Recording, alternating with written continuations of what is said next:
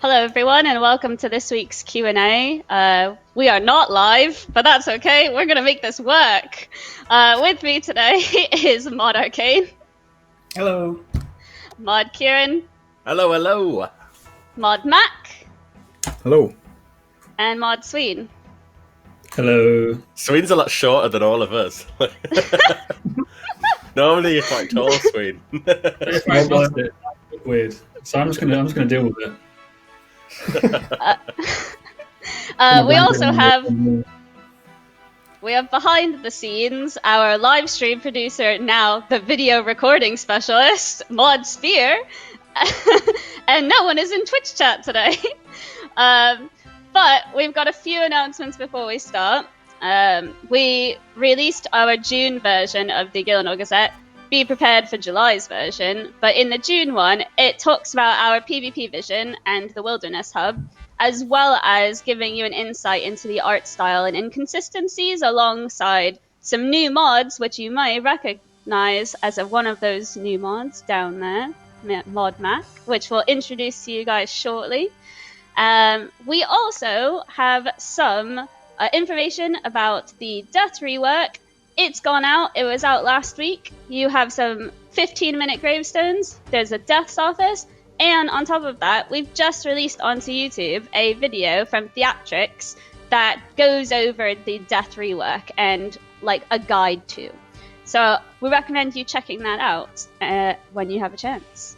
Last but not least, we have a community-led 2007scape Reddit subscriber event. They reached 500 or are close to reaching 500,000 subscribers, so they decided to throw a PVM event. This includes prizes to be won, such as concept art provided by the old school team, and some membership.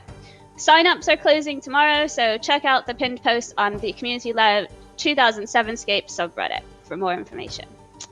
That's it for the announcements, so we'll jump into introductions. How is everyone? Yeah, I'm pretty good. It's been a while since I've been on stream, since we didn't go on last week. But yeah, I'm still doing pretty good. Lockdown's still fine. It's cooling down as well. Oh man, it's been way too hot here. Like last week it was appalling, let me tell you. It was difficult. I, as a Brit, wanted to justify my anger and hatred about how hot it was. So I bought a room thermometer just to be able to point at it and say, it's 28 in my room! So, you know, that's how my life's going. That's how lockdown's sort of treating me right now. I'm just getting angry at the weather. But that's what Brits normally do anyway, so, you know, nothing's changed. I'm fine. Did you not buy a fan? No, I do. This is with a fan. Like, I've got a tower fan pointing at me right now.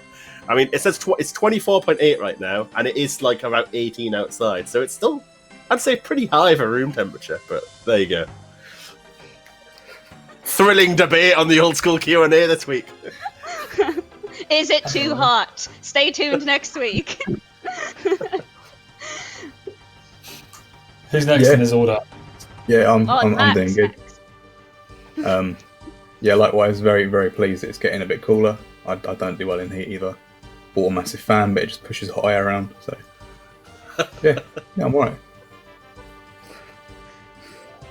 I'm good. Really sleepy. Not sure why, but the past week or so I've been trying to nap constantly. I don't know why. That's how I sum up my last few months. Sleepy. Bit hot as well, but mostly sleepy. How are you, Mod Acorn? I notice sometimes we don't ask the host that question. How have you been? Oh, thanks. So I've been trying to do 5k running every day, and by doing that in this hot 30-degree weather is not very fun, let alone not attractive. But it gets the job done. Trying to reach my goal. I've got to pass Mod JD at some point, so that's my goal, is to beat Mod JD. Acorn's putting us on the shame where I was like, oh, it's just too hot, just tired, just doing 5k runs every day, no problem. Gotta keep fit in this lockdown. Right, so if you haven't noticed on your screens, we have a new J-Mod, and that is Mod Mack. And so let's do a little introduction. What is your role at Jagex in the old school team, Mod Mack? So I joined the old school team about a month back as a junior content developer. So much like the other content devs, I sort of implement new ideas, come up with some new ideas, and respond to feedback from the community. I see like Kieran over there, like rooting for you. Whoa! So- New devs! Mack isn't the only new dev as well. We got new devs coming in as over the coming weeks as well. So exciting times for the content development team of Old School RuneScape, I'll tell you. Spoiler alert, telling people ahead of time what's to come. They haven't revealed any mod names yet, so... Mod Mack, do you play any old school or have you played in the past? So I do currently. I've been playing sort of on and off since about 06. I have a tendency, like a lot of people, to sort of stop for 6 months and then come back. But yeah, I'm quite a casual player. I'm not like super good at anything in game, but I just sort of potter around and do my own thing. But yeah, I do play. Cool. I'm sure there'll be a lot of players that would be happy to hear that. And so you started a month ago or so, and could you tell any of the players what you're currently working on at Jagex right now? Sure. So at the moment, and as I have been for the last month, I've been doing a lot of training.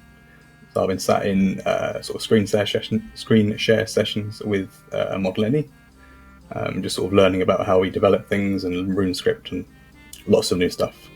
And I've also been given my first project, which I don't think I can say anything about, but yeah, coming up with some ideas for that.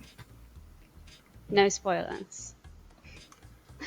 And we have one last question for you. And we ask this to all of our JMods on any live streams when they join. So this is your initiation to live streams. If there is one update you could put into the game, unpolled, what would it be and why? So I think the PvP experience for new players and players like myself who don't know how to PvP could be improved. So one thing I'd really like to do is implement like a sort of PvP tutorial that gets introduced to the player's journey right from the start. I think this would be really good because it would mean that more people could PvP. There'd be more people watching tournaments, more people taking part in tournaments, and the game would just grow naturally, I think. The way I would envision it being would be sort of teaching the player about these meta concepts that we never touch on, like ticks and gear switching. So the sort of ultimate form of this would maybe be like a Jagex made PvP bot, which you could train these things on. From what I've seen so far, I don't think that's going to be possible with what we got. I think it'd need a lot of sort of work on our side to get that working, but yeah, I think it'd be cool to have something like that. I think you're going to be a fan favorite with that answer. Alright, so there's something that we don't normally, well, we haven't been doing lately, and I think we should start doing them more often, is discussing what is tomorrow's game update. I feel like it's only fair as players that are tuning in advance to hear us talk for an hour, to get a sneak preview of what is happening the following day, or the game update day. So, Mod Arcane, what is coming out tomorrow? There's a lot of small little things, including the mythical Max Cape, but definitely the meat of the update tomorrow is that we're finally getting all of the Gauntlet changes. So that's going to include things like, in the normal Gauntlet, the inner ring of rooms is set to contain the same type of rooms. The order of the rooms is still random, but you'll always guaranteed to have, say, a triple wood room, effectively. So you'll never have some potential issues where you do an entire lap round and you still have no wood, which is quite frustrating. But that is only the normal Gauntlet that applies to. The rest of the changes apply to both. So this includes the Hunlef now has the animation and sound effects when he swaps attack style. So you don't need to count to 5 every single time you fight that boss now. Counting is not a very fun mechanic that some of our players have been quite vocal about. There's some new models as well for his range and magic attacks, so they're more distinctly different from each other. There's been some armor rebalancing, so the costs to actually make the tier 2 and tier 3 armor sets in the Gauntlet have been reduced somewhat. And The demi-bosses also have their potential spawn locations, which live right now is every single outer ring. In the next update tomorrow, these set spawn positions will be reduced. So there was an image attached to the blog, to the poll on the blog, and effectively the spawn locations are going to be in the middle of each side of the ring, the outer ring, that is. And the last change, which is something people have complained about a lot, is the Crystal Staff is getting buffed. So it's gained a lot of max hits, so the DPS should be quite considerably more comparable to the bow and the halberd now. As before, it was significantly worse, and you felt like just not making it at all unless you had to. I think that's most of tomorrow's update. But yeah, Are we expecting the speedrunning community to like the change on records for the Gauntlet because of all of these changes now? I fully expect that you'll be able to get faster records with these changes. If not, maybe faster, but you'll be able to consistently speedrun now. As I know, the meta for speedrunning a Gauntlet right now is restarting it over and over and over again until you get a set spawn and a set first couple of rooms, which is quite frustrating. So it should be a lot more enjoyable to speedrun now, I think. Cool. Alongside this update, so we'll talk about a little bit. Last update was a little bit unusual, where we shut the game worlds down and left them down for 30 minutes. So, Mod Kieran, can you kind of explain that reasoning, and can we expect that again tomorrow? That was very presumptuous of you to know that I knew the reason. I like it. But no, with last week's update being the death release, it's something we wanted to make sure we had taken enough time before we actually launched it, so that if the worst happened and the release went wrong, we would have more confidence in being able to do a proper rollback to a state where everybody's save game had been taken from the sort of the same point, you know?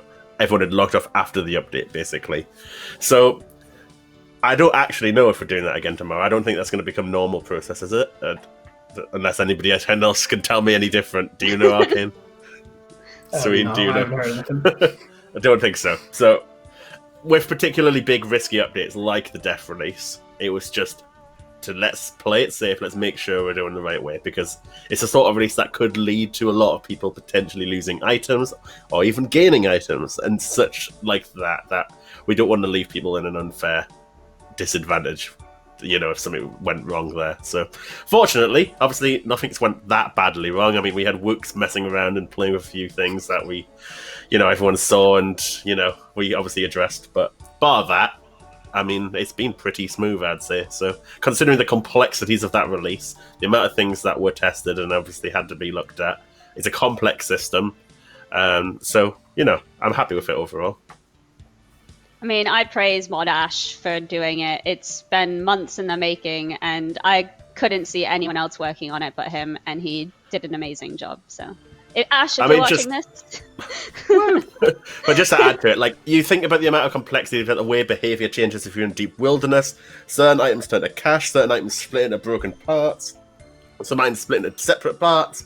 Firekeep breaks to a broken Firekeep in PvP. There's so many little intricate rules that some of which you want to try and retain because you don't want to change behaviour and such with the new system. But and then beyond that, you've got metas that depend on it. Like, you go to Corp, the way to solo Corp, people often leave stacks on the floor, right? You go and you leave stacks of food. If we had if we completely changed it to what would have been perhaps made more sense, you'd have made soloing Corp impossible, despite the fact people have been doing it for years, and not potentially impossible, but, you know, you make it a lot more difficult. So, yeah, I mean, it's a hard update, and it's really hard to get it spot on. And so, you know, of course, even though it's been out for a week and we're pretty happy with how it's gone so far, it doesn't mean we're not going to be open to changing things ever again with it. And we're going to pay a lot of attention to it.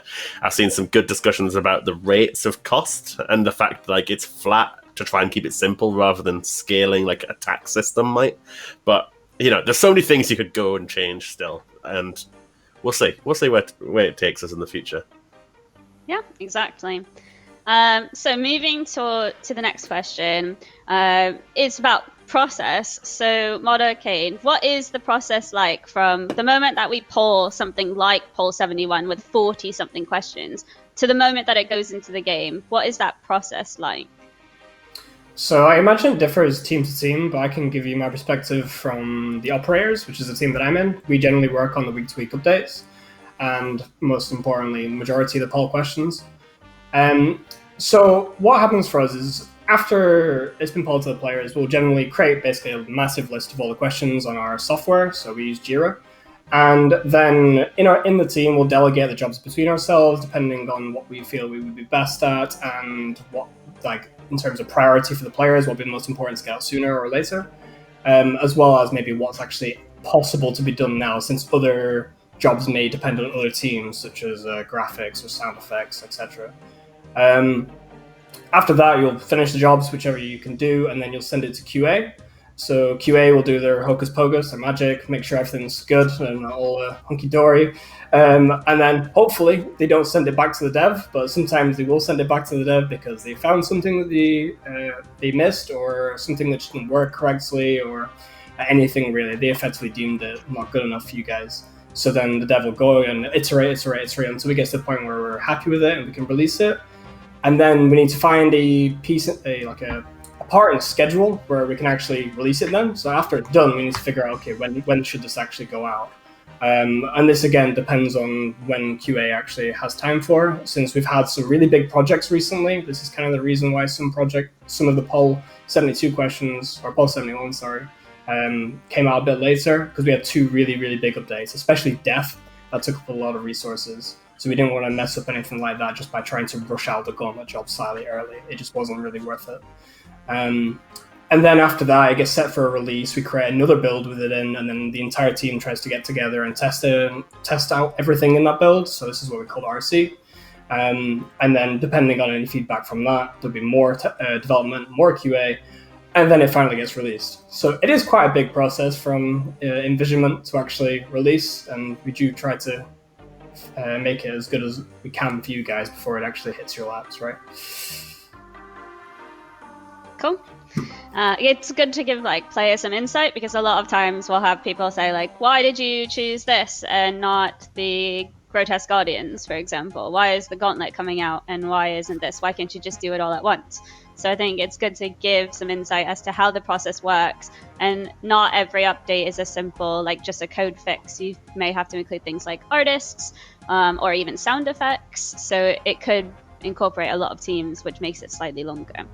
But with that said, we do know that the Grotesque Guardians is something that is heavily requested as well, and it is not coming out tomorrow. But could you give us some insight on, is it to come, Mod Arcane? It is almost 100% completed now. There's just been one part of the job, because we wanted to release it all as one. We didn't want to release 3/4 of it and then the last job's a bit later. We wanted to wait until it was all done.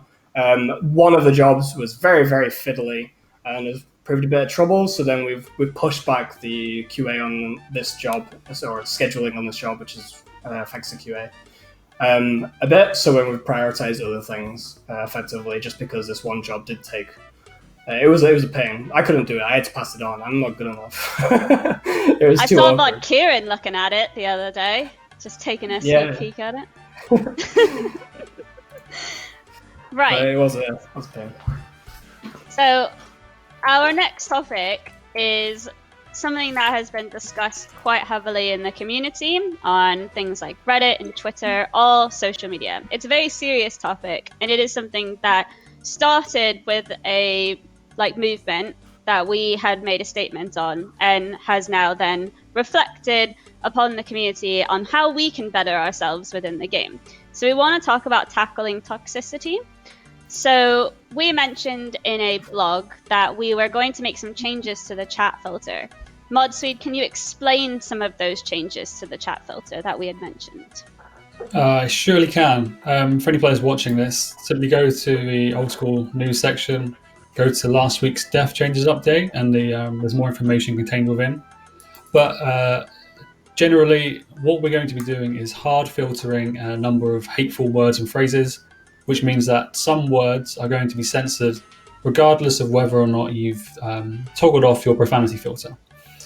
The words and phrases that we are hard filtering have no place within RuneScape at all. we do not feel like there's a time or place for those words to need to be said, so you won't be able to say them. As simple as that. In the past few days, well, it's been nearly a week since we announced the change. I've seen some concerns that players won't be able to kind of interact with each other like the way they would. Some players want to swear, and that's fine. I think we all like swearing sometimes. You'll be able to say all kinds of words that I'm not going to say. I mean, we're not live, actually. I probably could. I'm not going to do it anyway. Words that rhyme with things like truck and hiss. You can still say those. They're fine. We're not going to stop you saying them. But there should be no impact to the way you play the game whatsoever based on this. This is just about making sure that the kind of hateful stuff that we don't want to see in the game can't be said to make the game better for everybody else. In the news post, we gave a bit more context. So like it was February 2011, so way back when, that we gave players the option to turn off the filter. That had been around for a while. Now, before this, the filter was a nightmare. It was horrible. Like, you couldn't say, let alone swearing, you could barely say normal sentences because of lots of false positives. We have tried to make this in such a way, and it's been tested. There won't be any false positives. So the stuff you'll be typing normally shouldn't be affected. So we've tested that. Another bit from me is that we know like this is a very small change. It's not going to solve racism or solve toxicity, but we think it's a really good start. We think it's the right thing to do. What we're doing is using the tools we've got available right now, whilst we identify longer term solutions that are industry standard. And this isn't just all we're doing. There is going to be a change in like moderation direction as well. And I've also seen some sentiment from like Minority on Twitter saying this is just like a knee-jerk PR exercise to get good boy internet points, which isn't true. So the truth is we began this investigation some while ago. I think me, Kieran, Mod Steve W have been looking into it. And it needed to be investigated because since the filter was introduced in 2011, or the toggle rather, nobody really knew how to use it. So we had to kind of relearn how it works and how to use it. But the honest answer is that the recent prevalence of the Black Lives Matter movement did mean that we reprioritized it accordingly and properly. So we elevated its importance because it is very important, and we'll be getting it out tomorrow. That's just a kind of quick TLDR. Well, wasn't that quick? No, but I'm very, very glad to see it going out, and because you know, Sween is spawn, that stuff has absolutely no place in this game. It doesn't make me proud to work on a game if that's the sort of stuff the community is going around and saying. So I certainly would rather see it eradicated, and I hope the community will stand up and call it out when they see it and stuff as well. Continue to report it if you do see it. I mean, that stuff is going to be being looked at, so, you know. Cool. So we have a question here for you, Mod Kieran. Have you considered other changes like those messages just not appearing in the first place, apart from what you had done with the hard filtering? So I've seen that come up as a suggestion on social as well, myself. Basically, the idea is, I mean, let's take the F word, which is filtered, if you have the filter set to just on all the time. I mean, if you said the F word in the middle of a sentence, it's only the F word that gets starred out, right? The rest of the sentence would be seen. Now, the suggestion basically says, and obviously you can place the F word with much more severe terms, which are going to be blocked out with this, but you can still tell what somebody's trying to say, just based on the context of the rest of the sentence. So the suggestion is very much to take that further, block out the whole sentence, or simply don't show it at all, meaning you just don't get the offensive language coming your way at all. I think that is a very reasonable thing to debate and discuss. What we're doing right now is based off of the filter that already exists, the tools that we already had in place that we can go and update now, fast. As Sween alluded to as well, this is just the start, right? This isn't going to cure racism, this isn't going to stop it all in one go. I think that is a pretty soundable next step, to be honest. I think that'd be something that could be achieved in a reasonable time frame. It's not a promise, it's got to be discussed, it's got to be looked into along the strategy with everything else. At the end of the day, there's still only so much time, so it's about which ones we prioritize, which ones are going to have the biggest difference for the time we put into it. So, yeah, I'll make sure that suggestion is discussed alongside everything else. That's what I can say, because I think that sounds quite achievable, to be honest. Perfect.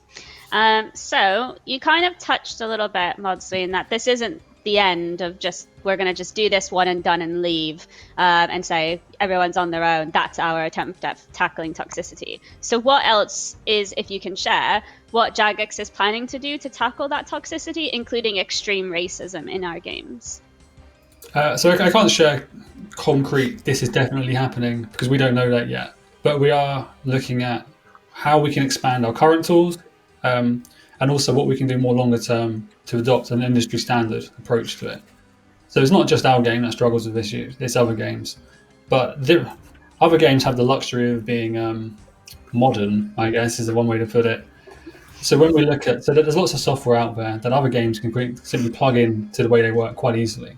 And it's not just about tackling toxicity kind of at its root by censoring words or banning people. It's stuff like reputation systems and whatnot.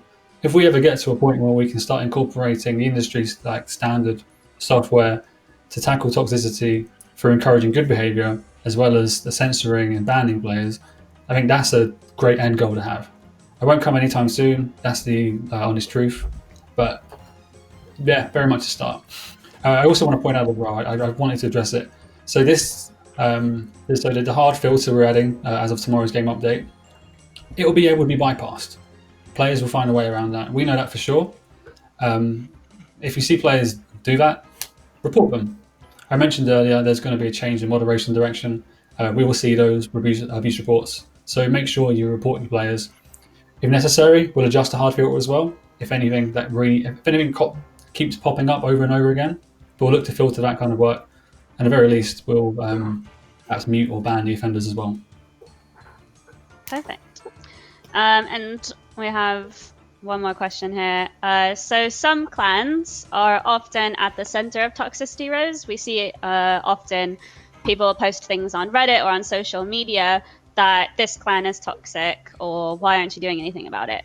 What is something that we can do about those types of clans? Well, I'd say firstly right now, and I'm sure Sween, you probably want to come in on this as well, but firstly right now, we don't even have a clan system. We have no way in-game to be able to see that, okay, Joe Blogs 1 and Joe Blogs 2 clearly belong to the same clan, hence we're going to ban both of them. I mean, by nature of tackling each individual who does this, well, obviously, if one clan keeps doing it, they'll all see a lot of their members banned, won't they? And hopefully that will spread and it'll become very apparent to the rest of the clan members that we are taking action on these people as well. So from that side, that's all I wanted to add, was just there isn't really a clan system in game right now, so you can't really do much linking wise. But I do think there's potentially a problem where it extends from. There's one problem in game, right? When be it at the Rev Caves, which has obviously been a topic of controversy and associated with toxic behavior as well, but be it in the Rev Caves, but it also extends to the RuneScape sphere, right? Our social spaces, like the RuneScape community on Twitter, the RuneScape community on Reddit, that sort of thing. These are still connected to RuneScape and our community, and obviously, especially clans, but I mean groups in general, right? It's groups that can be powerful if they target specific people or individuals, so that's a harder problem to tackle. But I mean, have you we seen have the no public control. chat at Wintertod? Well, Wintertod as well, a good example. So the thing is, I've seen a lot of people say, well, this person is on social doing X. And personally, I would love to say, okay, this person has done X on social. We don't want that sort of person in our game. However, a lot of the time, we can't just ban them because we don't even have their RuneScape name, for example, right? All we have is their Twitter name. That has no link to their RuneScape account, so we can't really do much there. So we have some limitations to try and deal with, as much as I would love to deal with that as well. Sween, have you got anything to add on that? Just to reiterate a lot of your points. So yeah, we do lack a clan system, that kind of infrastructure. But even then, in the future, when we do have a clan system, if there are groups of players who are really toxic and are doing it intentionally, they will simply not join the same clan as one another. So we'll have the same problem. But we are able to use the tools we have available to try and group these players anyway. Just, are they interacting together? Are they saying the same kind of things? So we've taken action against clans in the past, like blanket offences, and we'll do it again in the future should we need to. to your other point as well about the kind of social accounts, I think there needs to be a good understanding of what we can and what we can't do. You mentioned the fact that, you know, sometimes we don't have the RuneScape name, but there might be Twitter accounts out there that are called, you know, RuneScape name OSRS, which looks super obvious that this is this person's Twitter account. I mean, it's really easy to make a Twitter account as well. I could make a Kieran OSRS account and be like, look, Mod Kieran, this is his personal account. He's really horrible. Mute him. You can fake that kind of things. There needs to be more of an adoption and more usage of the social platform reporting tools. Just as we're putting a lot of attention to it in game, these platforms are doing the same thing as well. I mean, I've seen quite a lot of confirmation coming through saying, yeah, we've taken action on this social platform and this social platform. This is my personal browsing and reports I've been doing. Also, like muting and blocking, and then use our in-game ignore list. They're there for a reason. We don't want to kind of shirk responsibility all to you, because we're making the necessary changes and improving our moderation tools. But ultimately, the ignore list is a great tool as well, so do use it. And then one final question for you, Mod Sween. I'm sure you have more familiarity with this, but so we recently, I say recent, couple of months, maybe 6 months or so, players all got muted for saying things like banked 580. So why isn't that we can't use something similar to that for these profanities or extreme racism words? It's a good question. So there are features and tools we have available that allow us to mute players who say certain things. You know, you use banked 580 as an example. That's because it's not uncommon for accounts to become hijacked and then used to spam. Search this term on this website. Follow the link, follow the instructions, and then, you know, get yourself hijacked. And then the cycle continues, and then you're used to spam that account. So we've tried to, in the past, add these kind of banned phrases so players, well, to try and prevent this stuff from happening. What does happen is that players will cotton onto the fact, they'll stumble upon it accidentally, and then they'll say, hey, did you know you'll get muted or banned if you say this kind of thing? And, you know, humans are really curious. We are. We want to know if it's true or not. Is this true? Is it going to happen? You try it, and then you get muted. And then you're like, what the hell? I got muted for saying this thing that somebody said I get muted for saying. And then you'll tell your friends. And then they'll do it. Gasp. It's the same thing as the... Did you know when you type your password, it stars it out in-game as the old scam? Like, it's the same thing. People are curious. They're, oh my god, is it? And that's the crux of the scam. So, you know, it's the same problem. Yeah. But the point to using it for these kind of hateful words and phrases, I think it probably could be considered. I wonder if we could do it in addition to the actual filter, or whether we should do it in addition to the filter. I don't know the answer to that, but it's worth a discussion for us internally. The main thing is we don't want those words to be seen. It's not if we were to mute players for saying it without adding a filter, then those words will still be seen. They can still be used to target players, target other people, harm their gameplay experience. Perhaps we could do both at the same time, or perhaps the filter would do the job alone. Yeah, we can. So it is worth pointing out though, like the auto mute system is obviously very harsh. It's mostly being used to obviously stop those chatbots. The thing is, as much as obviously we do try to make sure there's no false positives, if there is one, you could get caught in that. If there is, even if you typo, you could obviously accidentally trigger one of these words, right? And all of a sudden, you are getting an auto mute. And so maybe that's fine. Maybe that's acceptable because it's worth it. It's worth a few people getting caught in it for the impact it would have. But, you know, it's just another consideration we'd have to make sure we get right.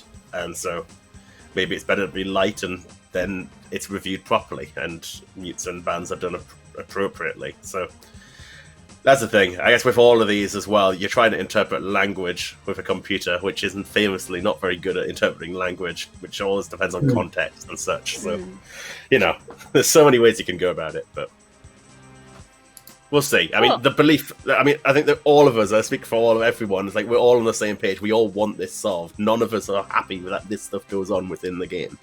So, look, we will do everything we can. That's my promise. So, following from Toxicity, let's start with some of our questions that we gathered from the players, because I feel like this is a Q&A. We should be answering our players' questions. So we'll start jumping right into Mod Mack here. So we have a player named Scullia that is asking, what are your thoughts on adding more Max Cape variants? The original has become more common and boring to see out in the world, and we need more options so we can flex.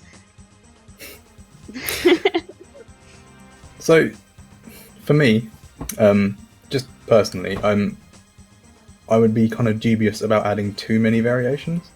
I feel like the Max Cape's quite sort of iconic, and I think if you keep piling on more and more sort of obscure variations, it might lose that. That being said, the two that he suggested actually sound quite cool. The Iron Man, maxing on an Iron Man is significantly different to maxing on a regular account, and the Champion's Cape's pretty rare. So yeah, I'd be fine with adding those in. I think that'd be pretty cool. Mod Arcane, our resident Iron Man here. Thoughts on an Iron Man Max Cape? I mean, would you want an Iron Man Max Cape of every single Max Cape, or would it just be the Max Cape?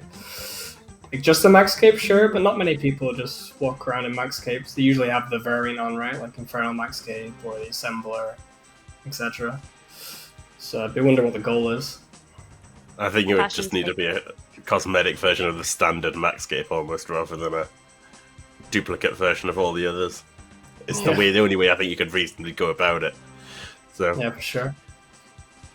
Combine it with Iron Man armor or something. I don't know. But I can guarantee, I bet you, the way this would go is either Iron Man people will vote yes and the non-Iron Men will vote no. Because it's a cosmetic they can't get. I guarantee that's how the poll would go. Also, was this intentional, by the way? You were like, Max Cape, and it was like Mod Max Cape. Like, I don't know if that was an intentional little ordeal.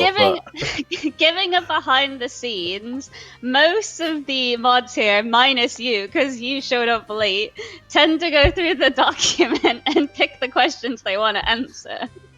So we know who to give them to. So, sorry, Kieran, you got left with the leftovers. Accusing me of turning up late. Sween was a good 10 minutes after me. You got the leftovers. Okay, next question. It's Fricket is asking Mod Arcane, TOB and Chambers of Xeric have cape upgrades after reaching certain kill counts. Could the corrupted Gauntlet cape be given the same treatment? We answered this last week on Reddit Q&A. I think most people like the idea. I'd want to give the idea to a graphics artist and see if they can come up with something cool. And if they can come up with something cool for it, then I don't see why we wouldn't do it. But I can't really imagine a very suitable one for like 5 different versions of that cape. Someone just suggested more horns. I don't know how many horns you can add onto it until they become ridiculous. I don't know why, but I'm just picturing the horns getting larger and larger to the point where you just can't even stand in a room. But that's not a good idea. Okay, Mod Kieran, this one's for you. So, you look very excited. The Kieran's cape. Johanna is asking, I hope everyone is well. Is it possible that we could be allowed to trade monster heads into Slayer Masters in return for Slayer points? This would be a good idea for its an additional use. Thank you. I swear this got suggested years ago. I thought we had done it. But maybe we haven't. Obviously we haven't if it's being asked. I think we implemented the ability to put prayer on them. So you trade them in for prayer XP. I think that's the current sync. Interesting. I mean, I personally have nothing against giving extra Slayer points. We keep adding more and more things to that Slayer store. It's so hard to obviously accrue enough points while you can still skip tasks and buy everything else you want. So, I don't mind giving a few more Slayer points out for the sake of these that are rare and hard to get head drops and stuff. So, nothing against it personally. I don't know how many points. How many points do you guys think? Maybe 200 points for a Slayer mask? That's off the top of my head without any thinking. So I was thinking like 10. 10? It's a Slayer. Vorkath's head's pretty common. Oh, dude, I'd exclude Vorkath. Vorkath's a bit of a unique one. I mean, like, if you get the Abyssal head, like, I expect a bit better. Yeah. Maybe it could be scaled depending on the head and the rarity. Not a flat Yeah. one for all of them. Warcraft's common, was it 150? And you've got the other ones is like 1 in 2,000, 1 in 3,000, and so on. Yeah, it's really common compared to the others. Cool. So we've got a question here for you, Modstream. So Kieran kind of touched a little bit on it, but it deserves its own question. So Dean Mole 93 is asking, what are your thoughts on the proposed Revenant cave changes that have been recently pitched on Reddit? Right now, the Revenant caves are a constant 5 mil GP per hour with 0 requirements and locked down by clans. The community really wants this, and it would fit nicely with the Wilderness Rejuvenation theme for July. Cool. Thanks for your question, Dean Mole 93. So I met with Modrock earlier this morning, actually, to kind of align on the approach we're going to take. Before I talk about the suggestion and actually answer this question, I'm going to deviate slightly and talk a little about Rev Caves generally. So there's been lots of discussion around it in the community. It's a very hot topic. I think it makes perfect sense for us to identify the problems we want to solve before we start trying to solve stuff. I know it sounds quite silly, but do bear with me. I think one thing to note, that there hasn't really seemed to be a clear consensus of what the actual specific problem is. So we've seen lots of proposed solutions, but not necessarily what the actual problem is. So here are the types of things we're considering and have considered and have discussed. So these are kind of the problems that we might need to solve. Firstly, the effect of the rev drops on the wider game economy. You know, it's got lots of emblems and alcohols, etc. Real-world trading being prevalent among communities there.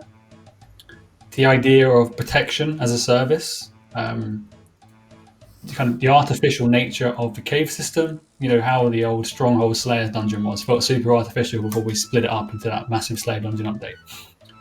Rev bracelets being too overpowered, or all of the above, or some of the above, etc. We're not totally agreed that all of these things are problems, actually. You know, we need to look into rev drops, the effects on the economy. In terms of rural trading, you know, we always look to ban gold farmers. If you have any information that we don't, please do use the tipoff@jagex.com mailbox. In terms of protection as a service, I think this is a tricky one, and this is where I've seen most community disagree amongst themselves, and also JMods disagree. This type of activity, like I'm going to call it emergent PvP gameplay.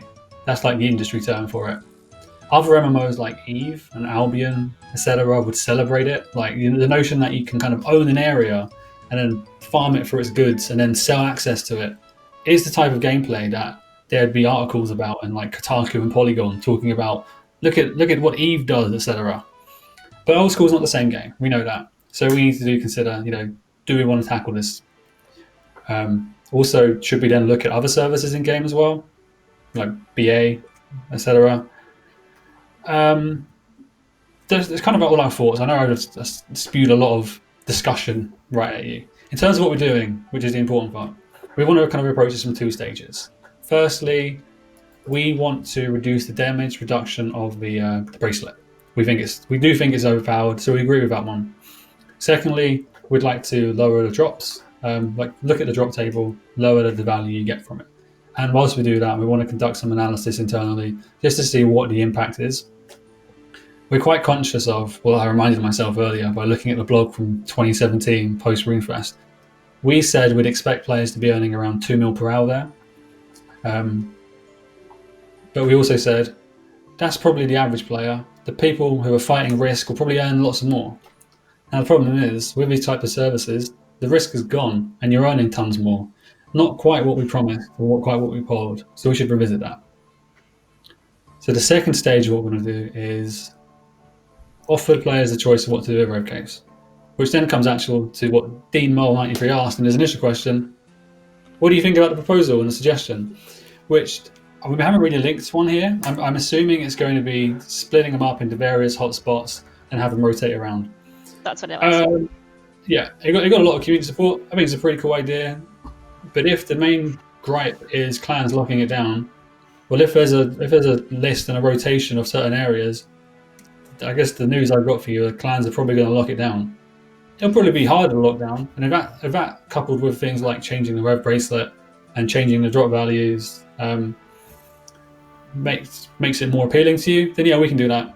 We'll also investigate some other solutions, and if you've got other suggestions, do let us know. Very long-winded, so again, sorry, I've been waffling a little bit.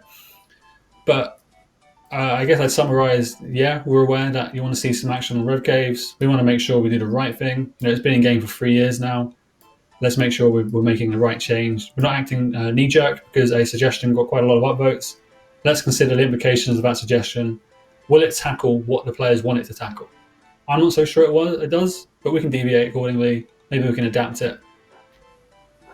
Cool. It is a hot topic. It is worth spending a few minutes discussing and just making sure that people do hear that we are listening to you. We do know that it's something you want us to look into, and we are doing that by looking into it and discussing it internally. So, we have the next question here from Armored Donkey, and this is for you, Mod Mack. Can we be able to sell back our Tithe farm rewards?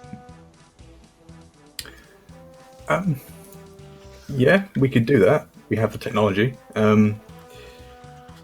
My main question would be why. I know Mr. Donkey's not here to answer, but I'm not really sure sort of what the benefit would be. I don't think generally we offer that as an option for minigames. If anyone knows a reason why they might want to sell back stuff to the shop, please shout out. But I guess we could poll it. I think one obvious one that comes to mind is it lets you fill up the collection log a lot easier. So there's a collection log section for Tithe Farm. And effectively you'd be able to buy like one item, sell it, and even if it was a reduction in points, then points would help you to purchase the remaining items and fill it up faster, so you wouldn't be able to do less of the content. The other things I reckon you'd want to do it for is maybe you get 99 farming, so you don't care about the farming outfit anymore. And then just prefer to get a herb sack or one of the other items, which might be a bit more lasting in terms of usefulness. Are the herb sacks different? Because there are others that you can purchase elsewhere, and would people just camp that and then sell them for Tithe farm points? I mean, we could make it so they were separate, so then that wouldn't be possible. But yeah, that would be a problem we'd have to consider, because you'd be able to buy them with Slayer points and sell them for Tithe farm points. Isn't there also an issue that some of the stuff from the shops has like charges on it? So they could buy something and then we'd have to maybe work out the difference. Possibly, yeah. I'm not sure if there's anything. It comes with charges, but I know you can give item charges that you get from it. Cool. So, we've talked about in the last live stream, which was quite a while ago, but we talked about poll 72, and we kind of said like, oh, maybe we'll add it to poll 72. So Sergeant Squirrel wants to know, Mod Arcane, when is poll 72 going to be released, and what content are you thinking about polling? We don't have a date for poll 72 yet. It's still being cultivated, and we've got some other things we want to work on that might come sooner than poll 72. And in terms of what will be on it, there's a huge list. I can't exactly go through all of it that might be on it, but we haven't got a finalized list or anything yet. We're still going through it and adding more things to it, refining it. But generally what I could say is that it's going to have more of a skilling theme. So we want it to be more focused on skilling, general quality of life improvements. So if you do have any suggestions around any of that, do shout. That'd be really good. Put it in the comments below. Leave in the comments below.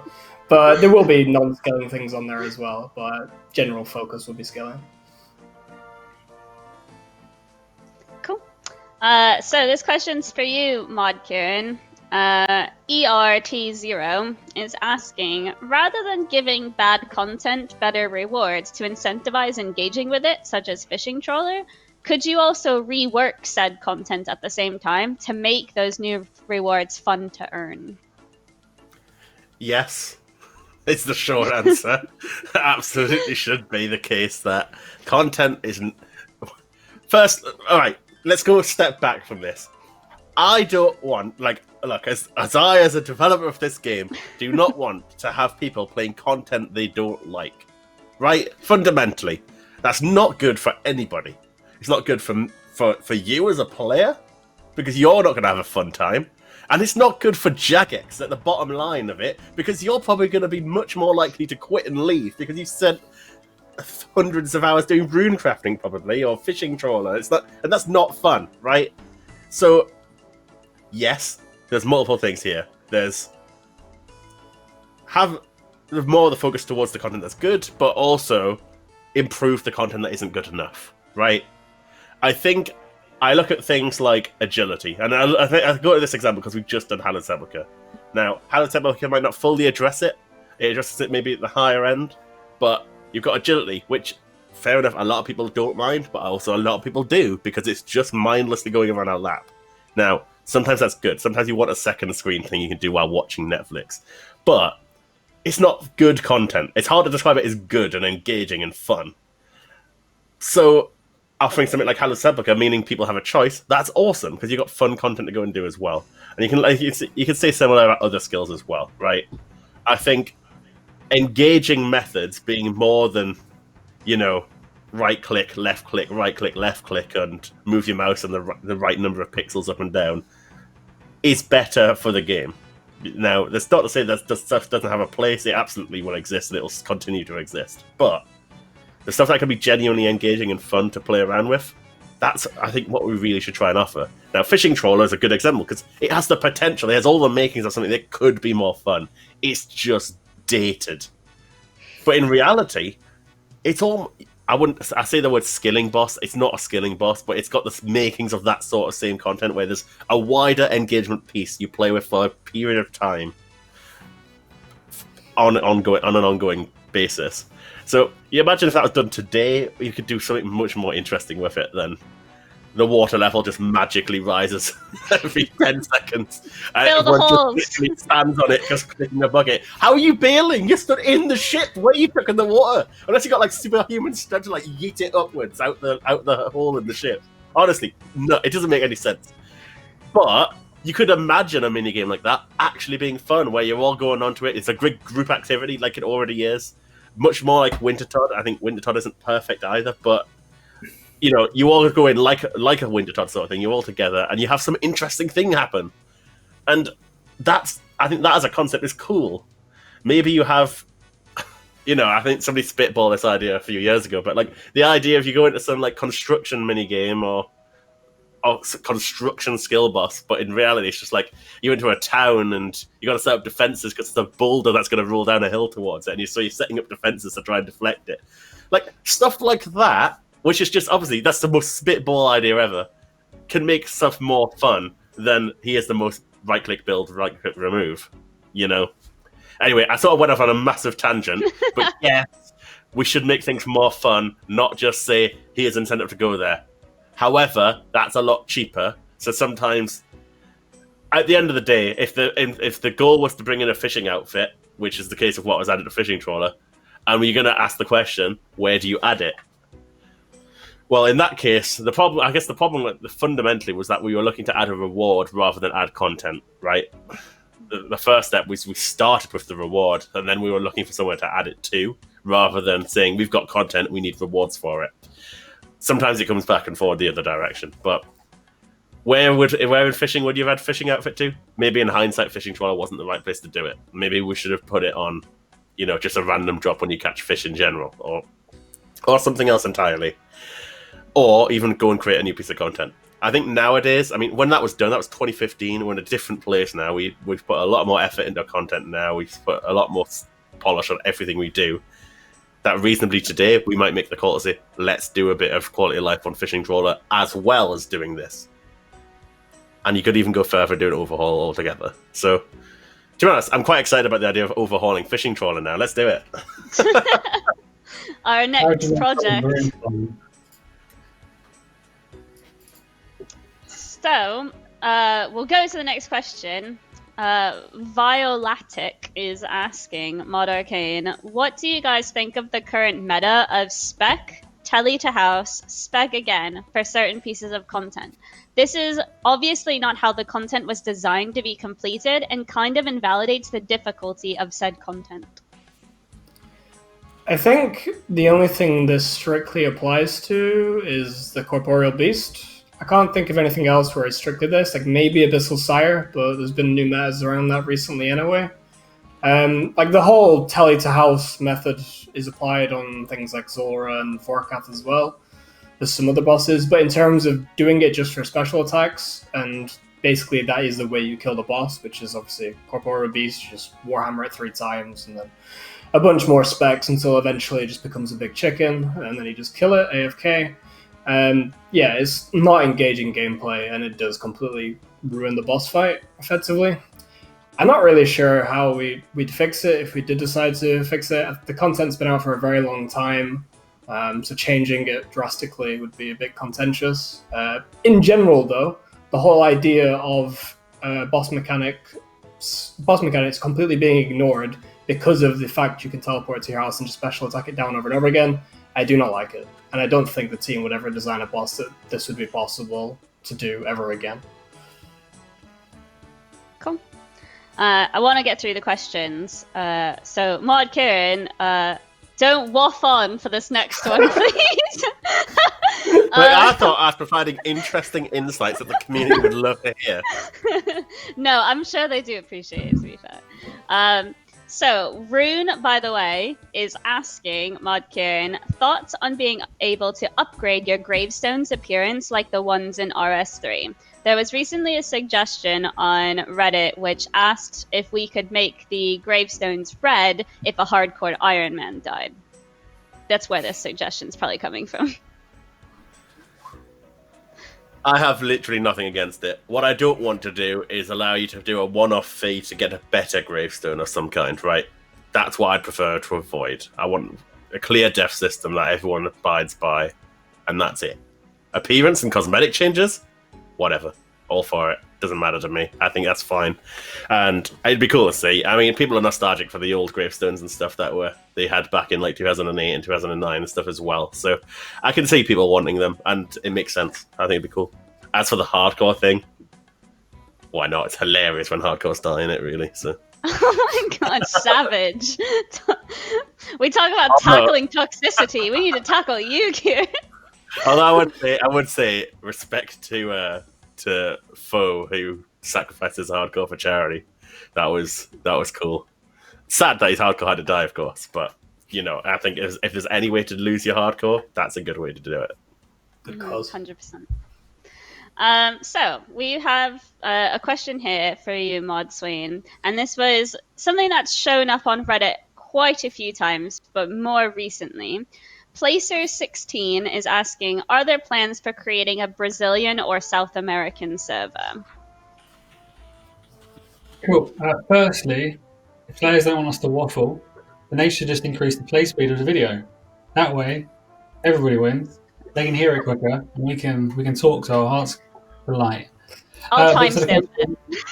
Yeah. To the question though, no.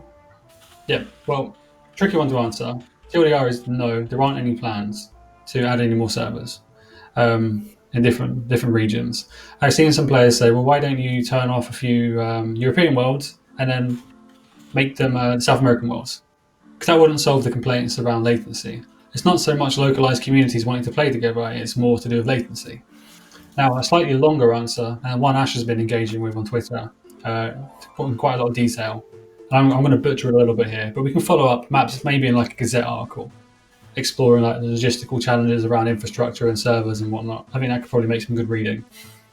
We're currently in the process of moving our server hosting to kind of virtual machines, virtual offerings, which in theory, down the line, would make easier to start spinning up more servers in different locations and improving the latency that lots of players play the game with. Cool. So keep an eye out at the Gazette, hopefully, sometime soon.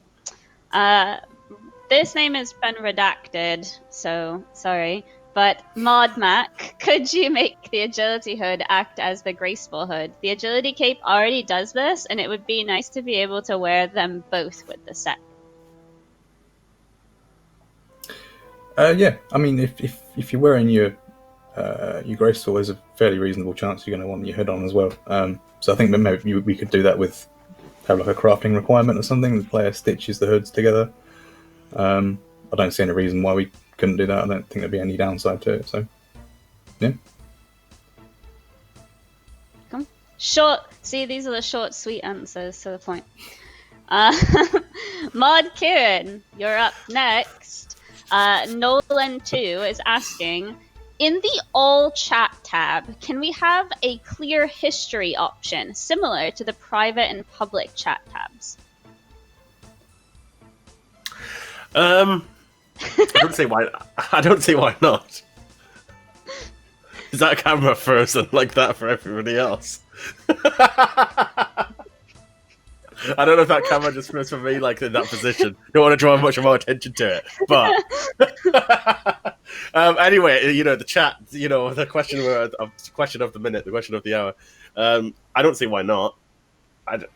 It's a bit of a hack the way it works anyway, in that it just sort of spams it until it's off screen. But I don't see why it couldn't apply to all as well.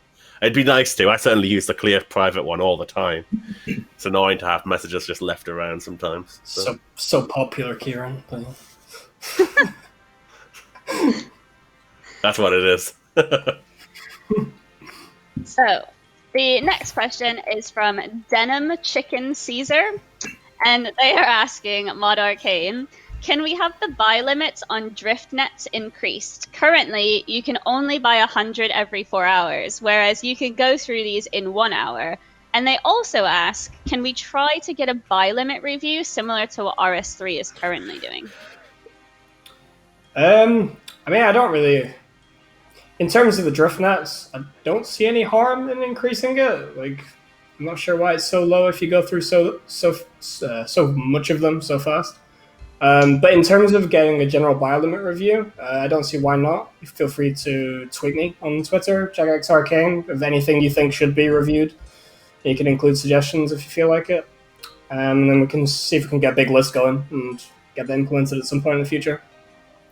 I agree. I'd love to see that. I'd love to see it done. I mean, I know obviously I saw RuneScape were doing it as well. I thought we really do need to do that because there's a lot of things I've noticed as well, and I've had people mention it to me. Like, you're doing a skilling activity, and you outskill how fast the GE can buy you the supplies, and it's like, whenever that's the case, it is so frustrating. So, yeah, fully on board. All right, so that's tweeting at Jagex Arcane, and he'll start a massive list ready to go. No promises on it actually being delivered anytime soon, but a step forward. Okay, so Mod Mack, Clapper Cat is asking, is there any special reason why Zalcano doesn't drop an elite clue? I feel like it would fit right on her drop table. So, being a new guy, I wasn't sure about the answer of whether or not there's any special reason why. So I went off and asked Mod Ed. The answer is no, there isn't any special reason other than that it's an elite clue scroll, and it can potentially give out some very nice things. So you don't want to put that on every boss's drop table. But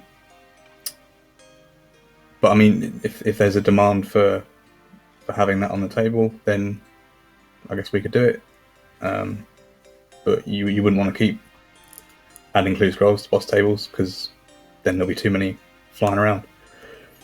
So, yeah. I feel like you had something to say, Kieran. You looked ready. No, I wasn't. Okay. He always does. Alright, so I don't think this name is that offensive, so I'm just going to say it anyways. This one's for you, Mod Sween. Stern Nuts is asking, would you consider only signing news posts with the names of people who worked on the project, just so that we know who to direct the questions to about that content? So kind of unrelated to this question, we've had discussions internally.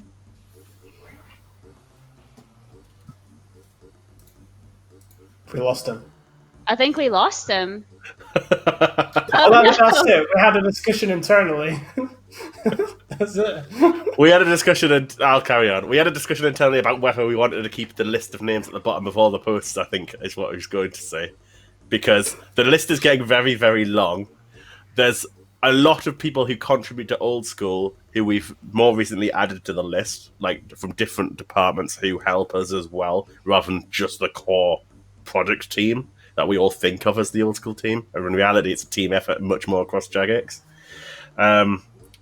It's obviously that list is ridiculously long. It's like, is it too much? We've had comments from people saying we don't know who this GMod is, this GMod is, this GMod is. As much as we've introduced some people in like the Gillenor Gazette to explain who all these people are and what the departments are that are contributing to the product. Now, the other thing it comes down to is ultimately everything is that team effort, right? At the end of the day, somebody in the engine team rarely contributes directly to a specific release, right? But in reality, they're required for everything we do. And so, should they be acknowledged every time? I mean, it's just a can of worms. If you were really to, say, post a dev update and list everybody who helped work on it, you'd still have a list that's quite long. And so, because so many people reviewed that design. So many people have tested it. Yes, specifically Ash might have done the core work on it. Does that deserve flagging up? Perhaps. And then there's the debate of sometimes people don't want to be associated with it. Let's say we do nerfs. Inevitably it happens every now and then, and nobody likes it.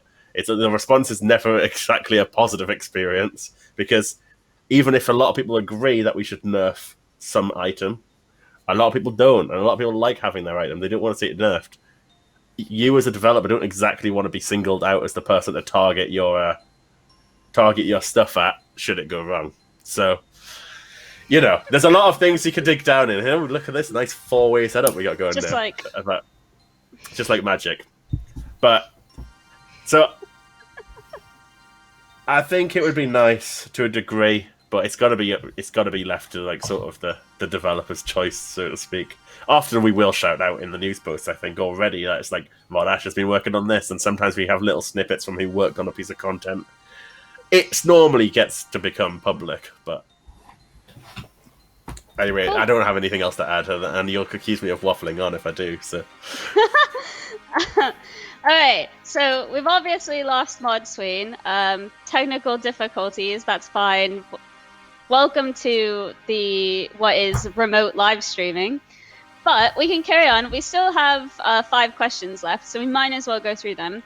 Mod Arcane, Counterfist is asking, can you add a perk to the farming cape to toggle the automatic noting of harvests like the Leprechaun currently does? The Leprechaun doesn't automatically do it, so you're still having to do the action. So it'd be a slight buff, but in general, I do think the farming cape already has 2 really nice perks, which is 5% increased herb yield and the teleport to the farming guild. That teleport is actually really good as well if you don't have a crafting cape or anything like that. I don't think the cape needs anything else really, but it would be a small quality of life thing. But skill capes are a discussion. Cool. Welcome back, Mod Sween. Don't worry, Kieran answered the question for you, so I think we're good. Which question was it? The one I was down to answer? Yeah, it was about... oh no, now I forgot. Starting off which dev. Yeah, names on Newsposts. I spoke for ages. Did you not get any of that? No. Are you serious? No. We got you saying, like, we've just had discussions internally. Boop, you're gone. Done. No. Bloopers reel. Okay. Do you want to fill us in onto what you were going to say and see if Kieran matched it? What I did say, actually, was we've discussed it internally. The team is massive and is going to get bigger and bigger. I'm not so keen on the suggestion, the player said, mainly because of the way the teams work.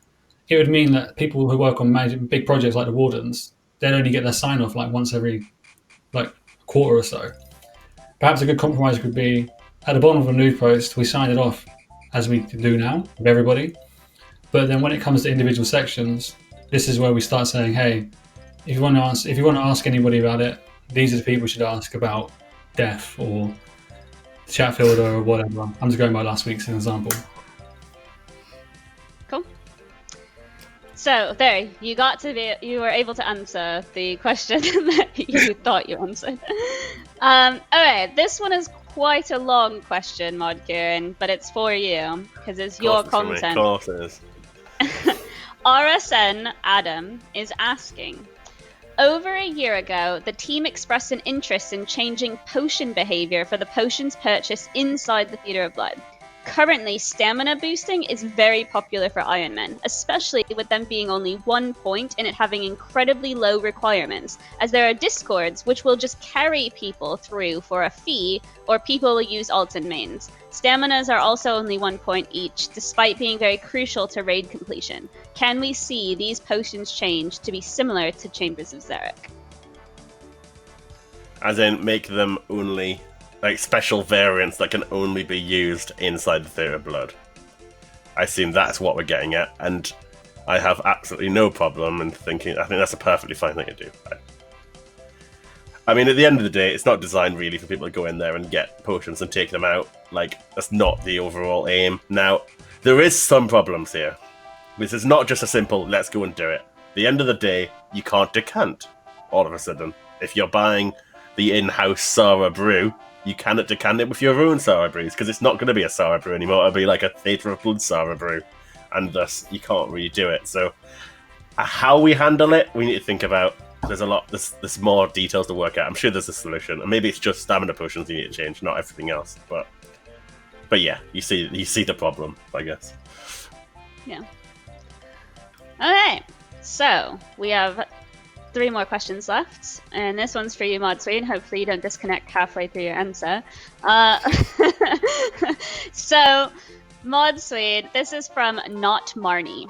Can we get another name release this year, please? It's been a while. It has been a while. I know they're super popular, but I'm going to be the bad guy and say it's not scheduled. So the answer is no. Small context. It takes a lot of teams, a lot of coordination around the studio to get this stuff going. It has all kinds of adverse effects, like taking the website down because of the amount of traffic going to it to get the names, name sniping, name hoarding, all that kind of stuff. And you might be thinking, well, fix those problems then. And you're quite right, we should absolutely fix those problems. But there are other priorities, other things to be working on with more justification. We have teams devoted to working on our tech, working on our websites, etc. And they're working on other projects that aren't this. Do those kind of requests are in. I think the ideal is that we automate this process of name releasing. We do things to make name sniping and name hoarding a lot more difficult, but they're not scheduled to happen within the next year, like the question asks. So sorry about that. Cool. Okay. Mod Arcane, you recently done some Chambers of Xeric quality of life improvements, so this one's for you. Miri Kami is asking, any chance we can get inventory our organization and withdraw/deposit X added to the storage in Chambers of Xeric? So the withdraw deposit X would be really nice, I think, and I can't imagine it being too complicated. In terms of inventory organization, though, that's quite a vague thing to ask for. What I'm going to assume it means is maybe a bit more consistent or predictable behavior, like when you deposit all, withdraw all, in terms of the private chest, maybe, or just some general quality of life improvements to that UI. Some of them should be feasible and nice. In terms of just changing how the deposit all, withdraw all behavior works, it's a bit more of a bigger question because some people have really gotten used to how it works in the past 3 years or so, and have really almost mastered it in a way. So changing how the default behavior works might be a bit awkward. Yeah, I think if you sort of deposit everything, then do your stuff with the public chest, and then you withdraw all. It should all go back in the same order. Now, so that's quite nice. We could arguably go one step further and say when you deposit into your private chest, it goes into like a corresponding slot. So let's say you deposit the item in your slot 5 of your inventory, it remembers it was in slot 5 basically. And so when you withdraw it, it would try and default to slot 5. If slot 5 is taken, then go and fill it up wherever it would, right? Maybe that's something we could do. Maybe that's a good way to go about it. And then it shouldn't affect the people who have learned the behavior, because in essence it should do what they probably wanted anyway. So but I imagine that sort of thing would be humongous quality of life for Chambers of Zeri, because I know what a pain in the ass that inventory management is when you've got to get rid of everything to get an inventory of herbs or logs or branches or whatever they are. So that stuff's never fun. And inventory management, as much as it's part of the game, it doesn't feel fun for it to be part of the game in the middle of a raid. So Agreed. Cool. We have one last question here from Leaked Data. So we did kind of give a little project update on the clan chat in the Gillinor Gazette for June, but Leaked Data wants to know if they could get some more information about the clan chat update, Mod Kieran, such as how is it going? it is going. It's a hard one to give updates on because, and I think we've mentioned this in the Gazette before, but being such a technical project, there are a lot of elements to work out, right? You know, Ash has been working with Modbook on this in Engine for, I think, the last month or two now, and it's still hard to get a gauge on when will it be done, right? It's just a simple question. Now, at the end of the day, that's the question on everybody's lips. That's what the players want to know. It's obviously what the management of Jagex want to know. It's what we would love to know as a team, because we all want it too. But development's hard. It means you're always estimating when it'll be finished. Unless it's finished, then you can have an accurate gauge on when it can go out. But when it's not finished, you're guessing how fast can we get through this remaining work. But with clans, super technical, super complex. It's being ported back from the original version, was ported back from RuneScape and then being updated to work with old school. These are engine devs who are not familiar with the original version of clans. So there's so many things going on. There's so many kinks to work out. There's so many ways we want things to work in old school that differ to maybe how it worked originally. New features we want beyond that. There's a lot to work out. That it's a lot of back and forth between Ash as the content developer and Boko as the engine developer to work out. That's going to take time. We just have to ask you to be patient while we work this stuff out, ultimately. But it has gone well, as you can see. Like, interfaces are starting to appear, like it's making good progress. A lot of this stuff Ash has actually done while he's been waiting for other engine things to be solved and fixed while he's done that. So, you know, we go about it in a smart way and we'll make as much progress as we can. We'll update you if there are changes as we go. So I know that Mod Boko is actually quite keen to appear on an old school live stream to discuss clans and how it works on the engine side. So while I can't promise that right away, it is something that he does want to do genuinely, and I'm going to do my best to support that. So that would honestly, that would be really, really cool. And one thing like I've really wanted to do with the Gazette, and it's very much try to increase the level of transparency we have on these things. Like, you know, that's why we chose to include like a little project status update at the top of the Gazette each time. Yes, it's only a sentence or two, but it gives you a little bit of an insight into how it's going, what's the latest with this project, to try and get, you know, the community have a better understanding about what's going on all the time. But things are slow. That's just part and parcel of it when it's these bigger projects. Yeah. Cool. So we have wrapped up all of the questions we've got. We unfortunately don't have any Twitch chat questions, but we do have Mod Sween that would like to give some final words to you guys. I didn't want that much build up to it. It's nothing special, I'm saying, I promise. It kind of followed on what Kieran was just talking about, the clan chat system, and also the question about the name releases. I know the answer I gave probably wasn't the most ideal for players, and I want to explore it a little bit more. So when we talk about things like engine work or tech work, I want to put it into more context. Like, the game engine isn't broken. It's not like a car that's broken down that needs fixing. It's an engine that needs building on and iterating and developing. It's something that was built in like the early 2000s, and the things we want to do with it, it just can't do. So it's not like it could want to do it and we've let it fall into disrepair and neglect and we're not fixing it. Complete opposite. We've got this engine that can't do the things you want it to do, and we're going to make it do the things that you want it to do. There is a ton of awesome stuff happening behind the scenes with engine and tech and web and whatnot. We've got all these teams that, like our team, the development team, the community team are growing. They're growing as well. So you've got like the clan infrastructure work happening, infrastructure for leagues, which could reasonably apply to Deadman or other seasonal content.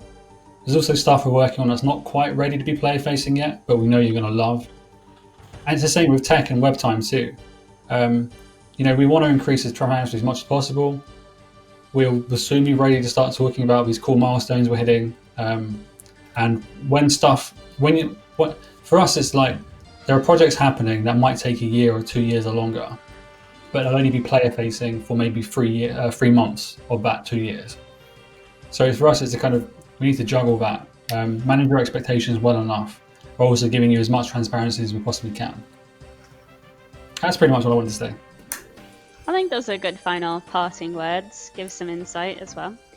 I'm going to wrap up with the rest of the announcements, just revisiting them so that in case you missed it at the beginning. We released the June Guild Gazette. Keep an eye out for the July one. But in the June one, we do discuss things like their PvP vision, the Wilderness Hub that is in the works, and some art inconsistent styles. We also talk about some new mods, one of which, as you see on your screen, mod Mack here. Follow him at Jagex Mack on Twitter. That is MACK. He is the junior content dev for Old School, so you'll be able to ask some developer questions to him. We also released the Death rework last week. It includes things like 15-minute Gravestone, Death's Office. So if you want to learn more about that, you can check out the blog on our official website. We also have just released a video from Theatrix, which gives a guide to the Death rework system. It's on our YouTube channel. Check it out. Lastly, our community-led 2007 Scape Reddit is doing a 500,000 subscriber PVM event. This includes some prizes that you can win, such as concept art provided and signed for by the Old School team, as well as some membership. Sign-ups close tomorrow, so check out the pinned post on the 2007 Scape subreddit for more information. And that's it. So thank you for tuning into this live stream video thing, everyone. Yay! Bye, everyone. Bye-bye.